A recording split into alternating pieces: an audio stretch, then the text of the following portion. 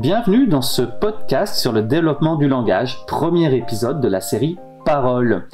Aujourd'hui avec Céline, orthophoniste de formation et fondatrice de Loulilou, et Lucie, éducatrice de jeunes enfants de la crèche Rigolo-Conavi de Mons-en-Barœul, nous plongeons directement dans le monde fascinant des plus jeunes pour comprendre les différents sons qu'ils produisent.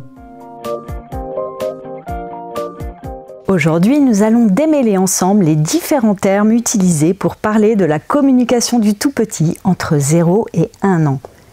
La première année, on va parler de communication non verbale et non de langage.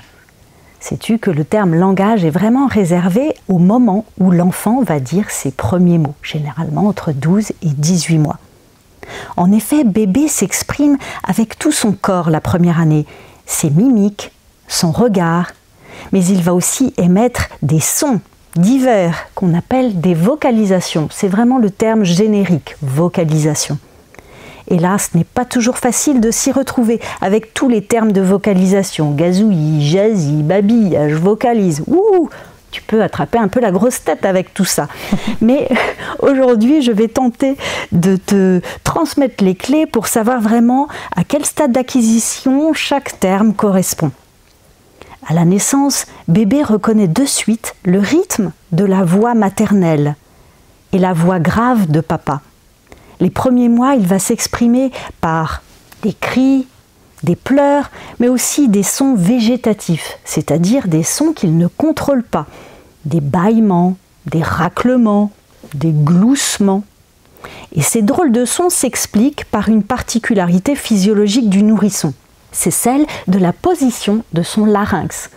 En fait, un tout petit, tu sais, quand il naît, il n'a pas la vision mature. Ça, on le sait. Mais la position de son larynx n'est pas mature non plus. Il va falloir attendre 6 mois pour que le larynx, qui est à la naissance en position très haute, descende. Et c'est dans le larynx que sont abritées les cordes vocales. Ce qui veut dire que si toi et moi, on essaye aujourd'hui d'imiter les vocalisations d'un tout petit, on n'y arrivera pas. Parce que vraiment, la position haute de son larynx donne un rendu un petit peu étonnant et très engorgé, au fond de la gorge. À la naissance, le tout petit est vraiment très sensible à la sollicitation verbale, c'est-à-dire au fait que je lui parle. Il va s'intéresser grandement aux signaux de parole, c'est-à-dire à ton sourire, à tes mimiques et surtout à ton intonation. Vers 1 mois et demi, le premier indice de communication sociale va être le sourire-réponse. Alors, le sourire-réponse, est-ce que tu vois ce à quoi je fais allusion? Parce qu'il y a aussi le sourire aux anges. C'est pas le même, effectivement. Donc nous, à la crèche, les bébés sont accueillis à partir de 2 mois et demi. Donc on a vraiment des tout petits. Donc tout ce que tu viens de me parler, ça m'évoque beaucoup de choses. Et effectivement, dans les premiers contacts qu'on va pouvoir avoir avec ces jeunes enfants, avec ces nourrissons, c'est effectivement par le sourire, par une approche très douce dans nos mots, dans nos chansons aussi qu'on peut leur apporter. Et effectivement, ce sourire, il va être vraiment... ça va être vraiment un petit plus dans l'accueil qu'on peut leur faire. Au début, ils sont un peu timorés, forcément, on ne se connaît pas, on n'est pas leur papa, on n'est pas leur maman. Mais au fur et à mesure de quelques jours de familiarisation, là, on se rend bien compte que on commence à compter pour eux et ils nous rendent l'appareil avec ce fameux sourire. Et ne serait-ce que quand on se dit bonjour le matin, quand on accueille un parent et son enfant, moi je dis toujours bonjour aux parents. Mais je dis toujours bonjour à l'enfant aussi, et pour qu'il se sente considéré, et on a souvent ce sourire à ce moment-là. J'aime le mot que tu utilises, considérer, parce que tu le considères comme une personne à part entière, comme un compagnon de conversation, et ça, dès le départ. Ah oui, dès le départ. Même quand ils dorment, je leur dis bonjour. Tu sais que petit à petit, l'enfant, au début, ne maîtrise pas du tout son expiration. Un bébé, il ne maîtrise pas son expiration. Et il va commencer à avoir un petit peu des vocalisations qu'on appelle réflexes, parce que justement, son expiration n'est pas maîtrisée. Et il va découvrir, il va faire cette expérience que quand il laisse aller son expiration, son air, et qu'il fait quelque chose dans sa bouche, il va pouvoir faire résonner cet air dans sa bouche. il arrive en fait à faire sonoriser petit à petit l'air qui est dans sa bouche. Et ça, c'est ce qu'on appelle le jazzy. Moi, je te propose qu'on écoute Gustave et on en parle après. D'accord.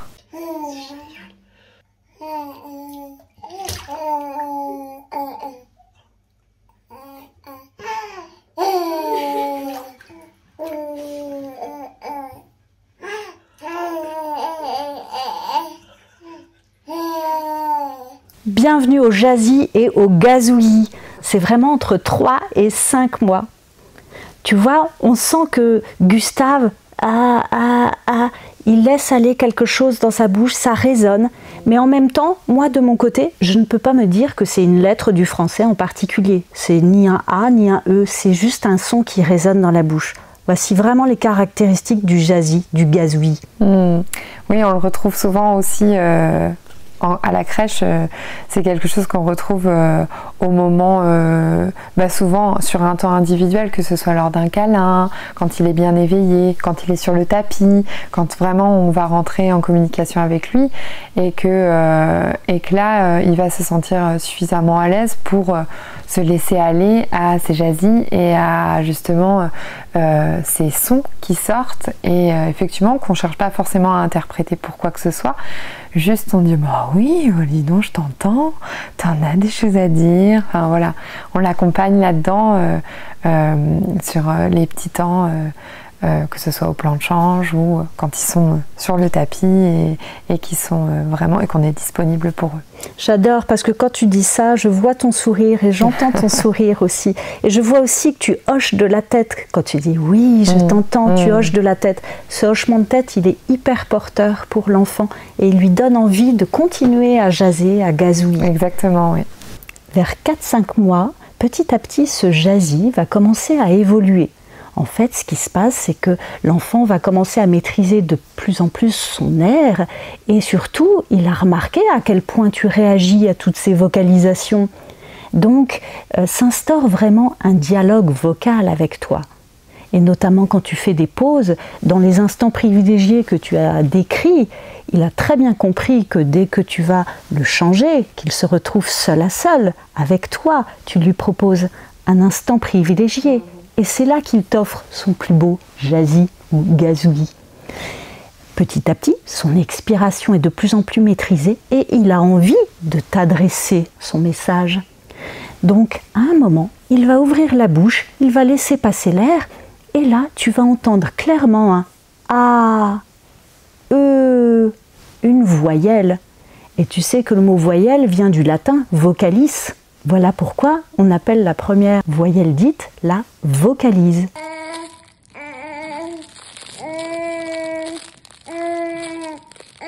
Et en français, le son le plus simple, la voyelle la plus simple à dire est le A. Le E arrive pas loin derrière. Et quelquefois, est-ce qu'il t'arrive aussi peut-être d'entendre un enchaînement d'un A et d'un E? Areux, le fameux areux. Lorsque je racontais une histoire à des tout petits, vraiment des tout bébés, et ce bébé rentre en communication avec moi à ce moment-là et commence à faire ces fameux A, E. Et là, à ce moment-là, je m'arrête dans mon histoire pour l'écouter et lui montrer qu'il a envie de me dire quelque chose par rapport à cette histoire. Et ça a laissé place à cet échange complètement incongru où je reprenais l'histoire, je m'arrêtais, il intervenait. Et c'était vraiment chouette de découvrir tous ces premiers sons. Même lui, ça lui avait donné le sourire, ça lui avait donné confiance en fait en ce qu'il était en train de faire aussi et c'était vraiment un moment sympa. C'est quand même un moment très privilégié et très sympathique à la crèche. Mais tu sais, tu lui as donné le sourire parce que tu as fait quelque chose de très important. Tu as respecté les tours de parole. Tu as considéré ce qu'il te disait. Tu as fait une pause. Tu as arrêté ton activité à ce moment-là pour prendre le temps de l'écouter et prendre le temps de lui répondre. Donc, tu ne peux pas mieux faire pour accompagner l'enfant à cet âge-là. C'est vraiment, vraiment formidable que tu fasses ça. Et tu sais, tout ça, la vocalise, ça arrive généralement vers 4-5 mois. Et souvent, on peut aussi observer que la vocalise va émerger dans des moments précis. elle peut émerger aussi dans le jeu libre. Souvent, quand l'enfant va on est au stade où il va prendre un hochet dans ses mains, il le tourne, il le retourne, il peut faire ça 20 fois, 30 fois de suite. Et généralement, à l'issue de cette manipulation, souvent, il va avoir un soupir de satisfaction. Un peu comme ça, il va s'expirer, mais c'est vraiment de la satisfaction par rapport à ce qu'il a fait. Et après cette satisfaction, souvent, une vocalise émerge. Ah, comme si elle venait un petit peu gratifier ce moment qu'il a eu tout seul dans son temps de jeu libre. Donc, tu y penseras peut-être la prochaine fois avec les bébés en les observant quand ils manipulent. Et tends l'oreille, peut-être tu entendras une vocalise à la fin. Alors tu vois, vers 6 mois, petit à petit, l'enfant maîtrise de plus en plus son expiration, mais en plus, il commence à tonifier aussi les muscles de sa bouche. Et cette tonification des muscles de la bouche, elle se fait assez naturellement, par imitation, parce qu'il voit nos mimiques, donc il a envie de nous imiter, donc il commence à bouger les muscles de sa bouche. Il tonifie, et grâce à cette tonification, ça va lui donner accès à une consonne. Donc il va commencer à tenter de mettre une consonne avant la voyelle de sa vocalise. Cette fameuse consonne plus voyelle, c'est ce qu'on appelle le babillage. Le babillage, tu n'auras pas de doute quand tu écouteras le bébé, là forcément tu entendras une consonne avec une voyelle. Ba, très souvent c'est le ba ou le pa, quelquefois le ma, qui émerge en premier. On appelle ça le babillage canonique. Pourquoi canonique? Comme un boulet de canon. Pa! Il te regarde d'un seul coup, pa! Et là, il voit une réaction d'interlocuteur. Pa! Mais oui, pa! Formidable! Et là, lui, il ne pensait pas du tout qu'il créerait cet effet chez toi. Mais comme il voit cet effet totalement positif, il n'a qu'une envie, c'est de recommencer. Oui, c'est vrai. Donc ce babillage canonique, au début, c'est juste une syllabe, une seule. Et c'est généralement autour de 6 mois. Petit à petit, l'enfant va prendre confiance. Et à certains moments, justement, pa, pa. Quelquefois, tu vois, tu entendras une syllabe isolée à droite à gauche au moment de certaines manipulations ou dans les temps d'interaction privilégiés. Tout à fait, oui. Ça, les grimaces de nos visages, on les fait souvent à la crèche avec les bébés parce que effectivement, on a vu que ça a créé une réaction chez eux. Les oh, les ah, les ouh là là, enfin voilà, tous ces moments où on exagère nos traits, on exagère notre façon d'articuler, notre façon d'être avec eux, on voit bien que derrière il y a une envie, il y a tout le corps qui se met à bouger, effectivement, qui rentre vraiment dans un mouvement de ouh là là, je suis dans une énergie où il va se passer quelque chose, et derrière arrive effectivement ce ba, ba, ba. Il est souvent répété d'ailleurs, ba, ba, ba, ba. Et là, évidemment, on rebondit tout de suite en répétant ce qu'il vient de dire, en disant bah, mais oui, je t'entends, waouh, super, c'est incroyable. Alors tu vois, quand tu dis ba, ba, ba, et si l'enfant répète ba, ba, ba, il a déjà gravi une étape dans son babillage, parce que je ne t'ai pas dit au début, mais en fait, le babillage a 3 étapes. La première, c'est celle dont je t'ai parlé tout à l'heure, quand il va juste dire une syllabe isolée, autour de 6 mois. Mais rapidement, il va prendre confiance. Et vu comme tu réagis, il n'a qu'une envie, c'est répéter. Donc il va commencer à répéter. Ba, ba, ba, ba, ba, ba, ba. Et souvent, il va taper en même temps sur la table ou sur le radiateur pour rythmer le babillage. Et tu sais que ça, c'est une capacité inouïe de l'enfant. C'est-à-dire qu'il rythme corporellement le rythme de sa langue maternelle. C'est quand même fou d'avoir déjà cette capacité à cet âge. Donc, quand il va répéter plusieurs fois ba, ba, ba, la même syllabe de suite, ça s'appelle le babillage dupliqué.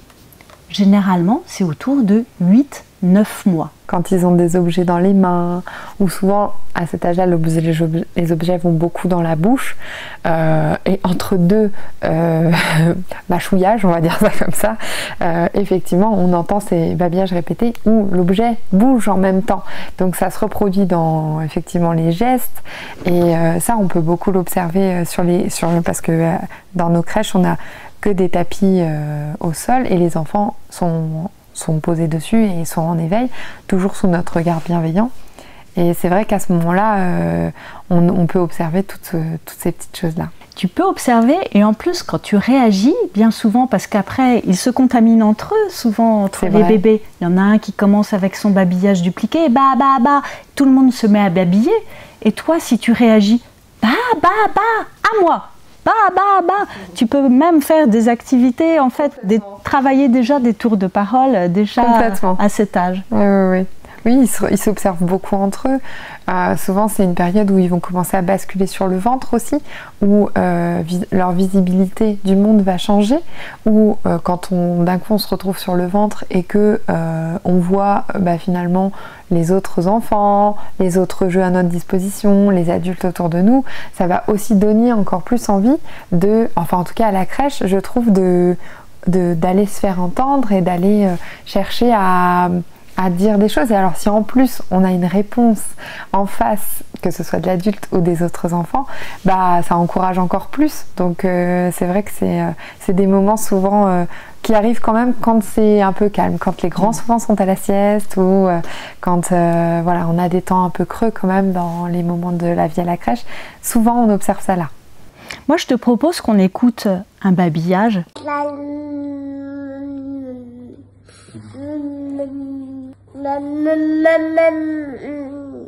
Celui-là, je le connais bien.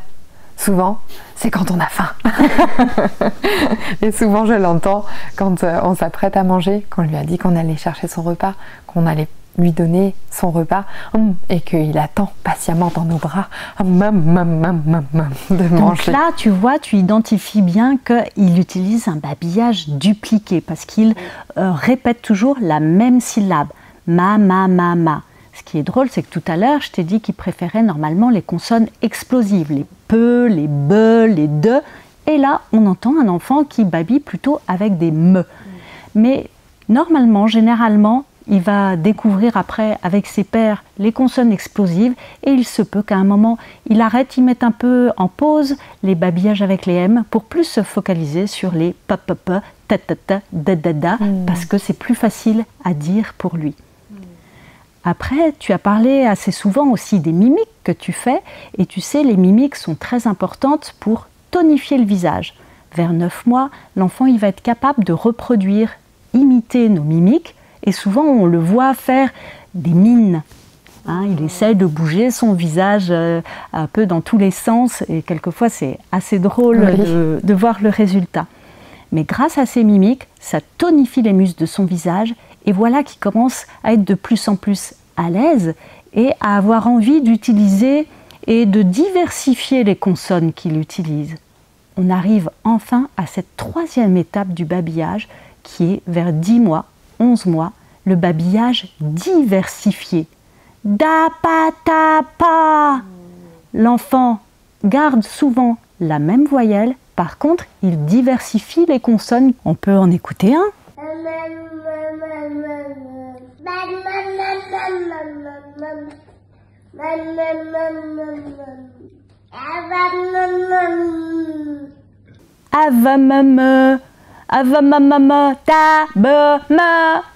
Il commence, si on analyse bien, au niveau des consonnes, il y a déjà eu 3 consonnes différentes, même s'il est quand même resté un peu sur des M, mais on a entendu un V, un M, un P. Celui-là, ce babillage-là, c'est les premières conversations que j'ai avec les enfants, parce qu'en fait, je lui réponds comme si on parlait.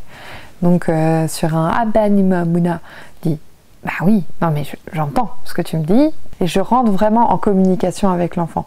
Et à ce moment-là, il y a un truc incroyable qui se passe, parce que je m'arrête, me réponds pour me dire encore un autre truc, et souvent ça va avec des gestes et les fameuses mimiques, et là c'est incroyable, je peux parler un quart d'heure comme ça avec un enfant.